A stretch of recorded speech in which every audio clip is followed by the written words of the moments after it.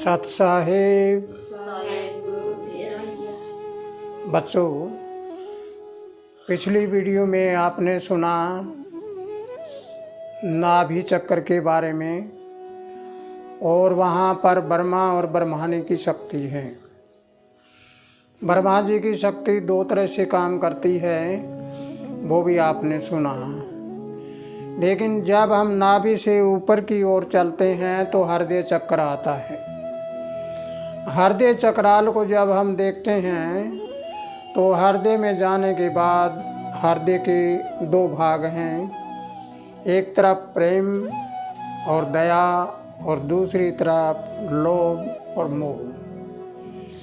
प्रेम के बदले मोह जाल होता है। अगर हम बाईं ओर रहते हैं तो यहाँ मोह जाल में फंस जाते हैं और मोह जाल में फंसने के बाद लोभी बन जाते हैं। अगर हम दाईं ओर रहते हैं तो दयालु होते हैं और दयालु होने के बाद हर जगह प्रेम करना शुरू कर देते हैं।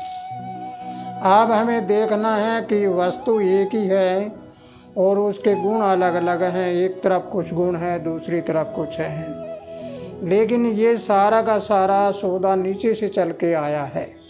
कायागढ़ एक बाज़ार है। इस बाज़ार में अनेक प्रकार के सौदे हैं। कोई किसी तरह का सामान बेच रहा है, कोई कैसा ही बेच रहा है।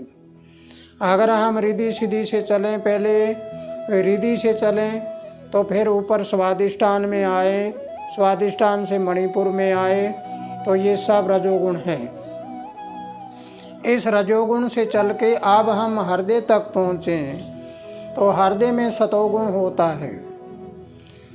सतोगुण में जब हम आए तो सतोगुण रहेगा, हम दाईं ओर रहेंगे तो, नहीं तो रजोगुण के साथ मिलकर हम राजसिक ओर चलेंगे। राजसिक ओर चलेंगे तो हमारे अंदर मोह जाल फैलेगा।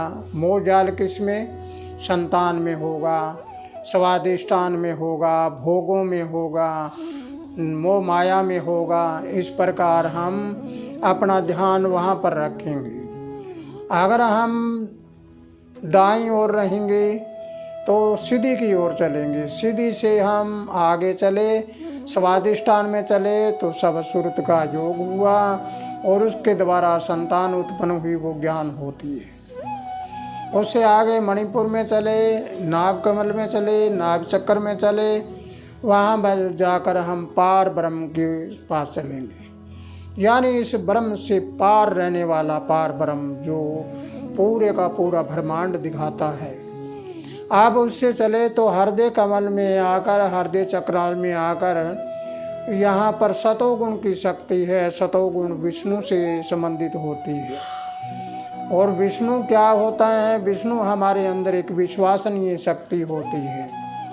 और विष्णु अगर हम बाईं ओर लेते हैं तो फिर मोह जाल में फंस जाते हैं, और दाईं ओर लेते हैं तो ये पार विष्णु होता है।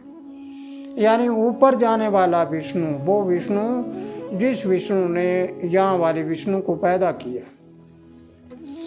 इस प्रकार अगर हम इस बात को समझते हैं और जानते हैं तो ये प्रभाव हमारे मूल चक्र से होगा। अब हमें हृदय चक्राल में ध्यान लगाना है। हृदय चक्र में जैसे आपको पता भी होगा, इस बात का जानते भी होंगे कि दो तरह की नाड़ियाँ होती है, शिरा और धमनियाँ।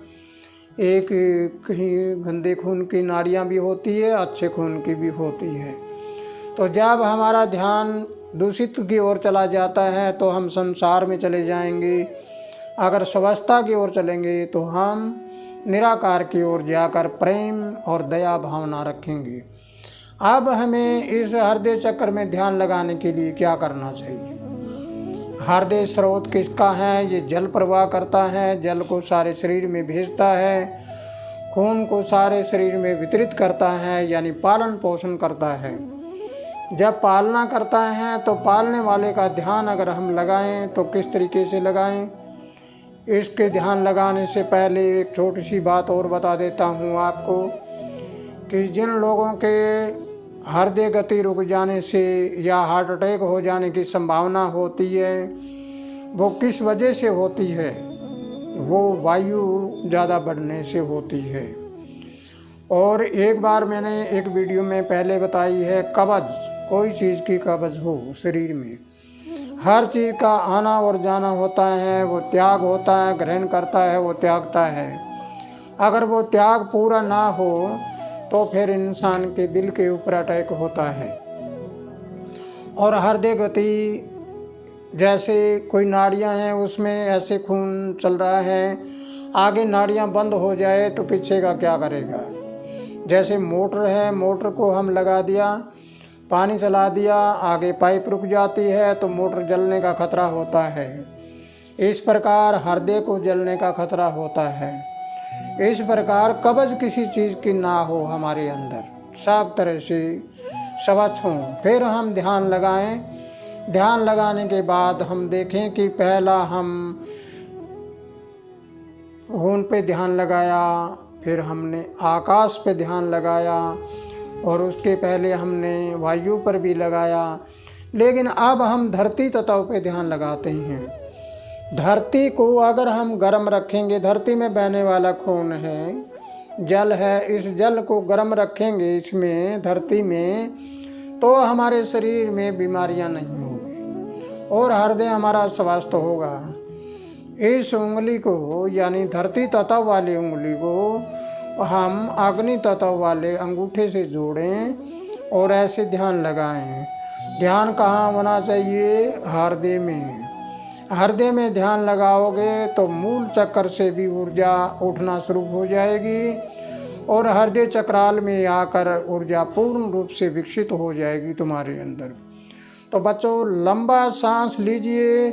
आपके जीवन में पूरी तरह से अगर ये योग करते हैं तो कभी हार्ट अटैक नहीं होगा और कभी आपका शरीर बूढ़ापे जैसा नज़र नहीं आएगा। तो एक बार लंबा सांस लीजिए।